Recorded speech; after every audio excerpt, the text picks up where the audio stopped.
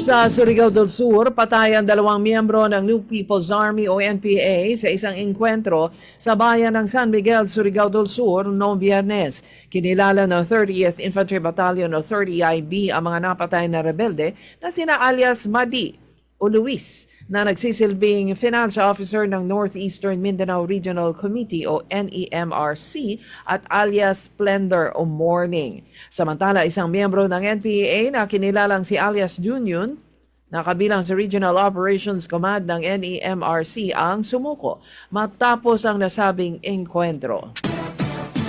Sa Davao del Norte, magkakaroon na ng mas maaasahang supply ng kuryente sa Island Garden City of Samal sa Davao del Norte.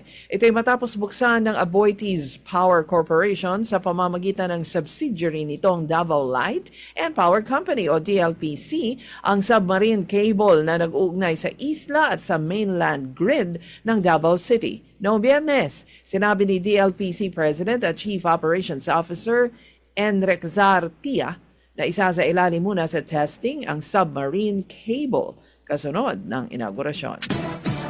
Sa Lamitan City, namahagi ang Department of Social Welfare and Development o DSWD ng tig 5,000 pesos na fuel subsidy sa may 1,116 na mga tricycle driver sa lalawigan ng Basilan. Ito'y upang matulungan ang mga tsuper na lubhang naapektuhan ng pagtaas ng presyo ng gasolina at mga pangunahing bilihin.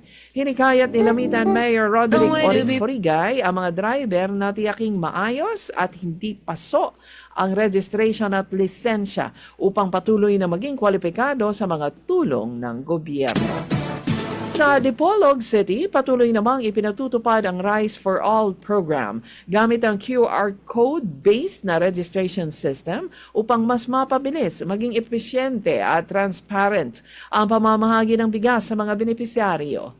Sa pagkikipagtulungan ng Department of Agriculture, inilunsad ng pamahalaang lungsod ang 20 pesos na QR code system tracker.